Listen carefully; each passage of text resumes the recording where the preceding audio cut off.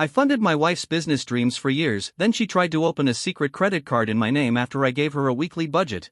I'm a 34-year-old guy, and I've been married to my wife, who's 32, for 4 years now. I work a stable, well-paying job that covers all our expenses. My wife, though, hasn't worked in a while. When we first got married, she had a job, but she left it less than a year in. She told me back then that the typical 9-to-5 lifestyle felt suffocating, and she wanted to try launching her own online business instead. I supported her choice completely. I believed in her, and I believe in partnership and fairness in marriage. I figured that if the situation were flipped, she'd do the same for me without hesitation. So we agreed that I'd handle all the bills while she focused on building her business. Well, that was 3 years ago, and the business never happened. She dabbled in a few hobby-like projects, but nothing ever took off. I didn't pressure her to find another job because, at the time, we weren't struggling. My income was more than enough to cover our mortgage, utilities, groceries, and even allow us to save a bit. I genuinely didn't mind being the only one earning for a while. What I didn't see coming was how drastically her spending would ramp up once she stopped working. She always liked to shop, but after quitting her job, it went into overdrive. We're talking thousands spent not on basics or even reasonable splurges, but on designer purses, pricey jewelry, top-of-the-line electronics, spa packages, you name it. If she wanted it, she bought it without a second thought. At first, I tried to be patient. I figured maybe she was having a hard time adjusting to not working, and shopping was a way for her to cope or fill the time. I even bought her some luxury gifts myself during holidays and birthdays, thinking it might make her feel better. But things quickly spiraled out of control. The credit card bills started coming in, and they were massive. One month, she blew over $5,000 on high-end beauty treatments and luxury goods. Another month, it was nearly $3,000 on clothes, shoes, and home decor, all on top of our regular living costs. Our savings started draining fast. That's when I finally sat her down for a serious talk. I told her we had to rein in the spending or we were going to get into real financial trouble. She nodded and said she'd try to cut back, but I could already sense she didn't mean it. Over the next few months, nothing changed. She'd agree to a budget, but then ignore it whenever she felt like treating herself. I'd catch her hiding shopping bags or C-charges on the statement for things she never mentioned. Every time I brought it up, it turned into a fight. She'd get defensive and say I was treating her like a child by tracking her spending, or worse, accuse me of being sexist, telling me that if she were a man, I wouldn't say anything. She even accused me of going against her feminist beliefs by controlling her financially. That argument hit a nerve because to me, this wasn't about gender, it was about being financially responsible. I told her that real independence includes managing money wisely. She just rolled her eyes at that. The breaking point came after I found out she secretly applied for a store credit card and maxed out $1,200 in a single week. That's when I realized that talking wasn't enough anymore. If I didn't take serious action, we were headed toward financial disaster. So I made a tough call. I canceled our joint credit card to prevent further damage and paid off the balance myself, which drained a big chunk of our savings. Then I told her she'd have to stick to a personal spending limit of $200 per week. I thought that was more than fair. It was plenty for casual outings, cosmetics, or small purchases, but not enough for impulsive luxury shopping. I continued to pay all the actual household bills, rent, utilities, groceries, insurance, everything. That $200 per week was just for her personal extras. I made it clear this wasn't forever. It was just until she either started bringing in income again or until we got our finances back on track. As expected, she was livid. She accused me of treating her like a child and called me financially abusive for putting her on an allowance. But I felt like I had no choice. Every other solution had failed. We're not rich, and I don't come from a family that can just swoop in and fix everything with money. She wouldn't listen to any of it. She screamed that I was crushing her independence and claimed that a real man wouldn't put restrictions on his wife. The first few weeks after implementing the limit were miserable. She used the debit card I set up with the $200 cap, and I didn't see any new credit card charges, but emotionally, she iced me out completely. She made sarcastic comments constantly. If her friends invited her somewhere, she'd say stuff like, "I have to ask my warden first," or, "I can only go if my husband approves." It was degrading and painful. I told her, more than once, that she was welcome to get a job and have her own money, or that we could work out a different budget if she actually followed through on it. But she refused.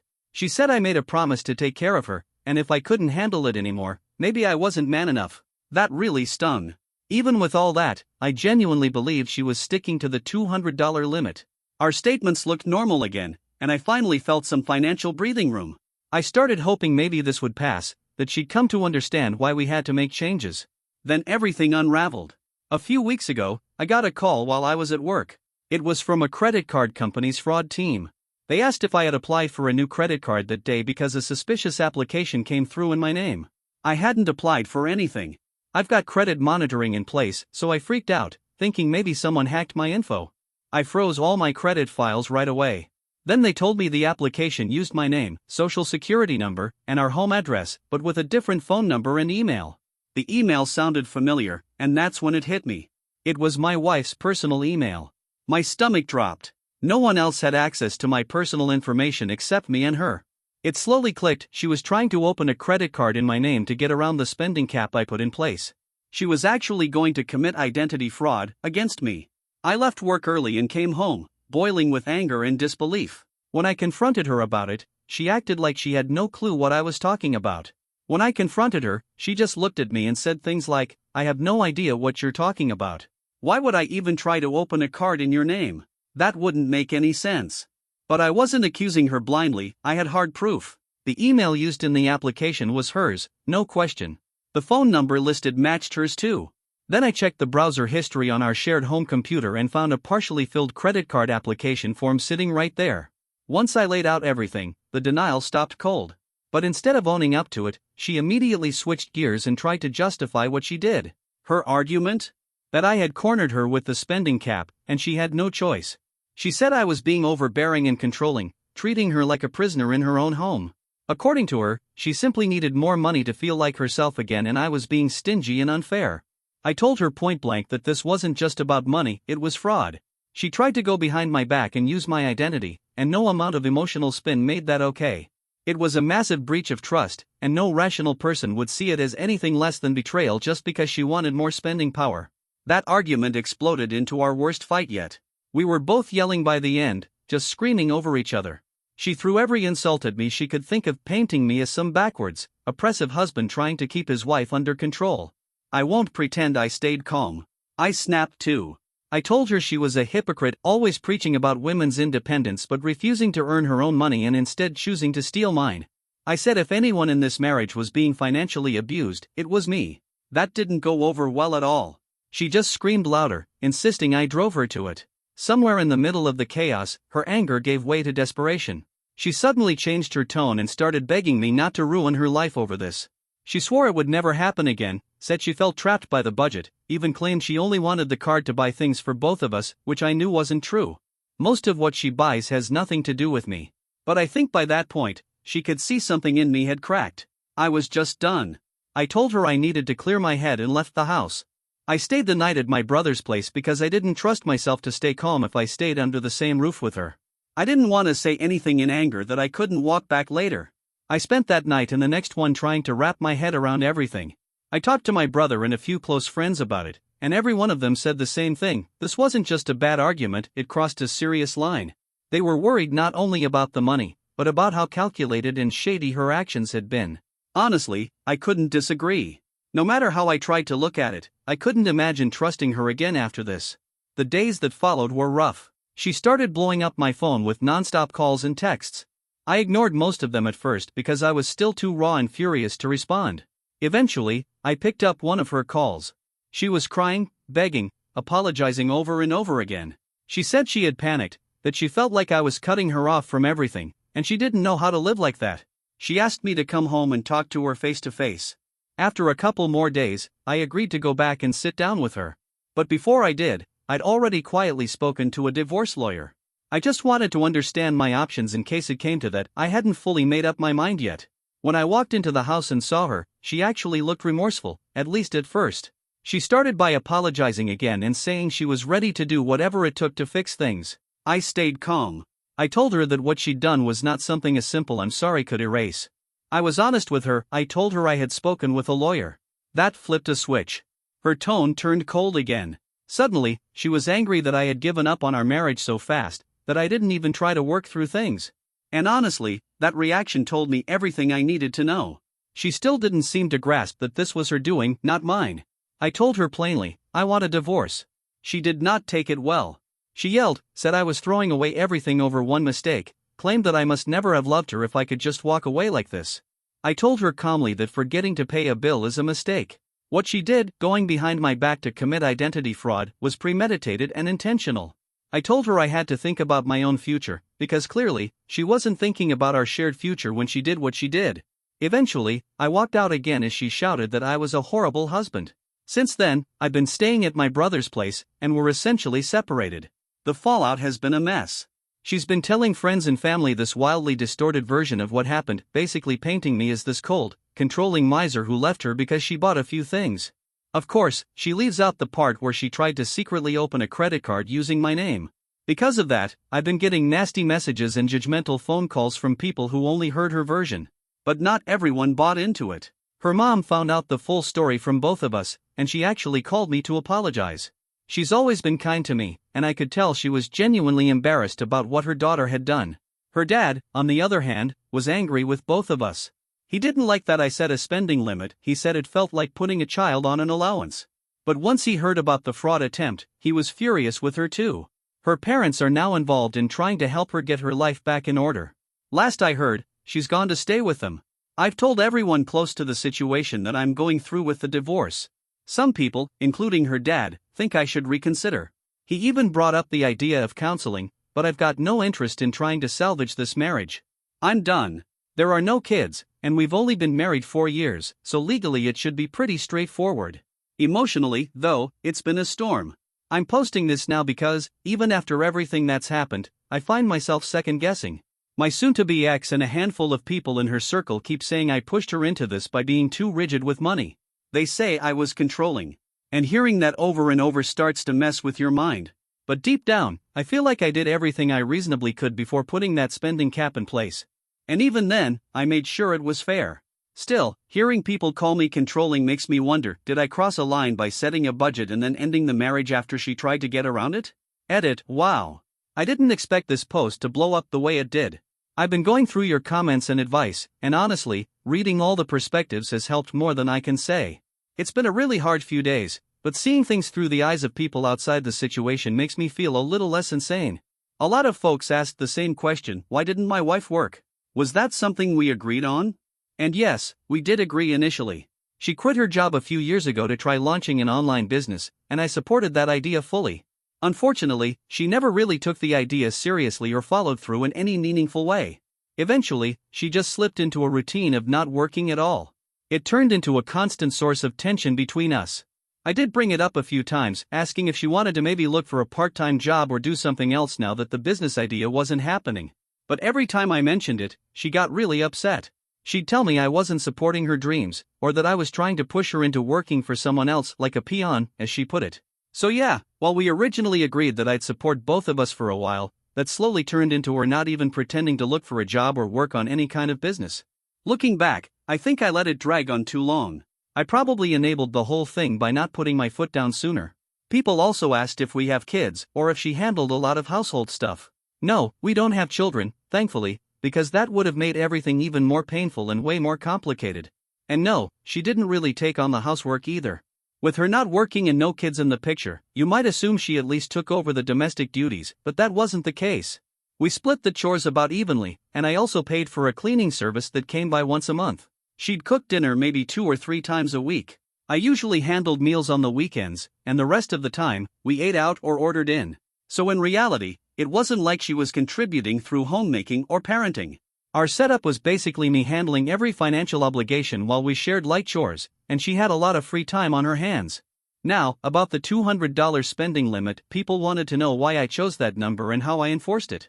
I settled on $200 after going over what her average week of non-essential spending looked like back when things were still somewhat reasonable. Around that amount could cover going out for dinner a couple of times, maybe buying clothes or hobby supplies, nothing too extravagant, but still enough for personal enjoyment. To make it work, I opened a separate checking account just for her discretionary spending and got a debit card tied to that account. Every Monday, I'd transfer $200 into it. Our joint accounts and the main credit cards were locked down. I changed the online banking passwords too, which definitely didn't go over well with her, but I felt like it had to be done. She did have one credit card in her own name with a limit of around $500, but it was already maxed out. Her credit score wasn't great, which might explain why she didn't or couldn't just go open a big new card for herself. That's probably what led to the whole mess of her trying to open one under my name. Another question people kept asking was, isn't financial control a form of abuse? Am I absolutely sure I wasn't being abusive? I've thought long and hard about that, and I honestly believe this was a very different kind of situation. In cases of financial abuse, the controlling spouse usually uses money to trap the other person, denying them access to basic needs and independence. That wasn't what I did. What I did was set boundaries to stop her from spending us into ruin. I never stopped her from buying things she needed. The limit was only about cutting off the endless stream of luxuries, not about controlling her movements or decisions. And I made it very clear, if she had her own income, she could spend it however she wanted. But she made the choice not to work and still expected unlimited access to my money. It really felt like I had no other choice at that point. If anything, and a lot of you pointed this out, I was the one being financially taken advantage of. A few people asked if I ever tried counseling either for our finances or our marriage, before deciding on divorce. Yes, I absolutely did. When her spending started getting out of hand, I suggested we see a financial advisor together, someone who could help us build a budget. She laughed it off and said she didn't need someone else telling her what to do with her money. Which was ironic, considering it was actually my money. Later on, after things really blew up and I canceled our joint credit card, I also brought up marriage counseling. She dismissed that too, said I didn't need to drag her to therapy and that I was the one who needed to just relax. So yes, I tried. She just wasn't open to it.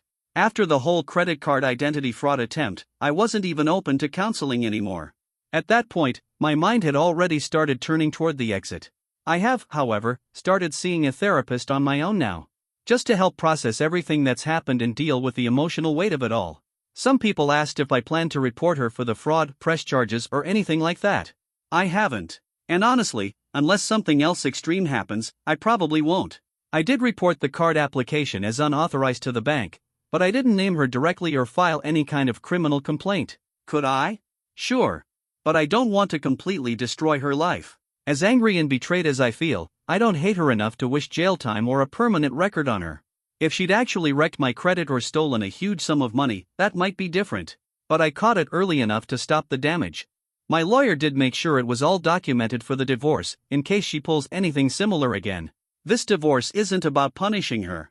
It's about protecting myself and finally moving on. Some folks also asked how bad the financial damage really was.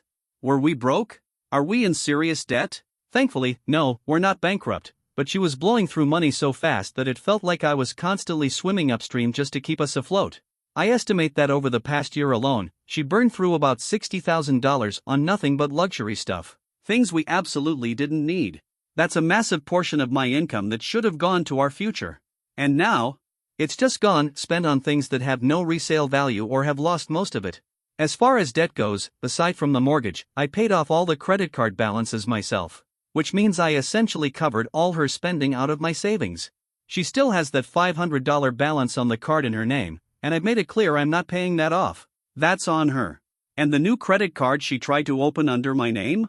That one had a $15,000 limit. If it had been approved and she'd maxed it out, things could have gotten a lot worse.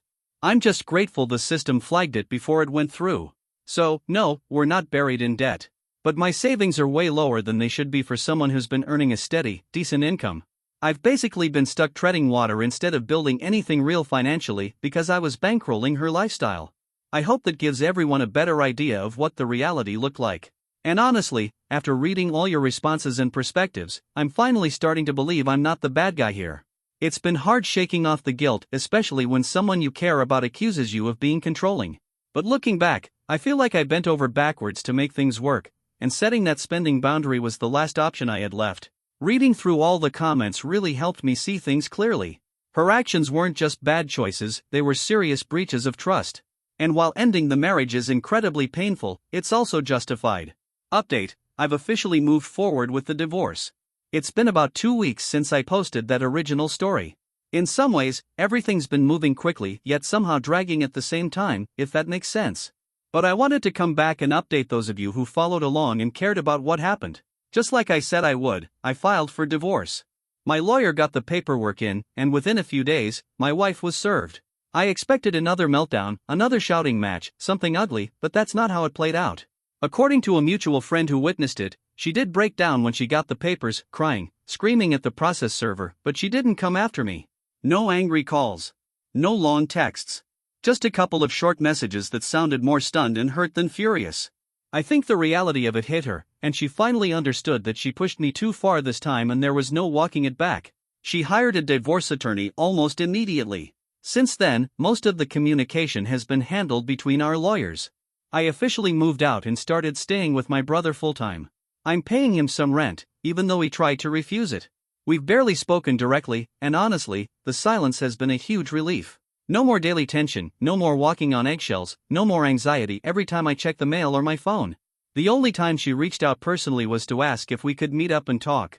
I was cautious but agreed, as long as we did it in public. So we met at a cafe during the day. She seemed completely different, quiet, soft-spoken, even a little broken. She apologized again. Said she knew she had screwed up badly. I let her speak, but I didn't say much in return. Then she asked if I'd consider putting the divorce on pause, maybe try counseling or take a break instead of going straight for a split. That part was tough. But I told her no. I said I didn't trust her anymore, and I couldn't pretend I did. That I honestly believe this divorce is the right move for both of us. She started to cry again and asked, "So that's really it? You're just throwing away our marriage?" I told her she was the one who threw it away when she chose deception and selfishness over honesty. After a long pause, she just nodded through the tears and said, "I understand." We ended the conversation there. It was heavy, but necessary, and I'm glad we were able to close things with some sort of clarity. Now, for the legal stuff. We own a house, technically, it's mine. I inherited it years ago and later bought out my siblings' shares, which is why there's a mortgage. But since we lived there together and both contributed in some capacity, it legally counts as marital property. After some back and forth, we agreed I'd keep the house. I can afford it on my own, and she never had much of an emotional connection to it. I'll refinance the mortgage to remove her from the deed, and I'll give her a small lump sum payout that reflects the equity gained during the marriage. She could have tried to fight for more, but she didn't. Maybe out of guilt. Or maybe she knew it wouldn't go well for her given everything that happened. As for our savings, it's not like we had a fortune saved up, thanks to her spending habits. I offered her around 30% of what was left in our joint account, and she accepted that without issue. She'll keep her car, even though it's technically in my name. We agreed I'd transfer the title to her. It's an older car anyway. I'll keep my own vehicle. We split up the house items easily. She took most of the guest room furniture and her personal belongings. No arguments over stuff like TVs, we had two, she took one, I kept the other. It was surprisingly civil on that front. When it came to debt, we both agreed and documented that each of us would be responsible for any debt in our own names. That means she's on the hook for her personal credit card and any loans she might have taken. That fraudulent card she applied for in my name never got approved, thank God. So I don't have to deal with that mess. As for alimony, she's not asking for any, and I doubt she will. We were only married 4 years, and I'm not some millionaire. And more importantly, this divorce is happening because of her actions. That doesn't legally prevent alimony in our state, but I think even she realizes it wouldn't fly. She's been relying on her parents for money in the meantime. They're retired and not exactly well off, so I suspect she'll be looking for a job pretty soon out of necessity. Emotionally, these last few weeks have been some of the hardest I've faced. I still go to work every day and get things done, but I did take a couple of mental health days early on just to breathe and process. My family has been a huge support. My parents are heartbroken for me, especially my mom, who always treated my wife like a daughter. She was devastated by what happened. She's actually the one who pushed me to talk to a therapist, and I'm glad she did. I've been seeing someone and working through the emotional damage, and it's been helping. A few mutual friends were shocked when they heard what went down. From the outside, we look like a pretty solid couple. I've had several people ask, "Is there any chance you'll forgive her and try again?" And my answer is a firm no. Once trust is broken like that, it's gone. There's no rebuilding from what she did. I don't hate her, but I can't ever be in that place again. What I am looking forward to is finalizing everything. I haven't been back to my house much, just to grab a few essentials, but once the paperwork is signed and processed, and she's officially removed from everything, I'm going back for good. The lawyers say everything should be wrapped up in the next month or two, since we've already agreed on most of the terms. When that day comes, I'm planning to take a few days off work. Maybe take a solo trip or go stay somewhere quiet, just to reset and process the end of it all. So that's where things stand. It's not the ending I wanted, but it feels like the one I needed. We're civil now, but distant. I think she's embarrassed by what happened and prefers to keep space between us, which honestly works for me. Before I finish, there's one last thing I want to say. I'm genuinely thankful to everyone who read and commented on my original post. The support, the advice, even the tough love, it gave me the courage to stand my ground and stop second-guessing myself. My wife tried to convince me I was the villain in this story. But hearing from people who saw the situation for what it was helped me realize I wasn't the one who broke this marriage. I was just the one who finally said enough.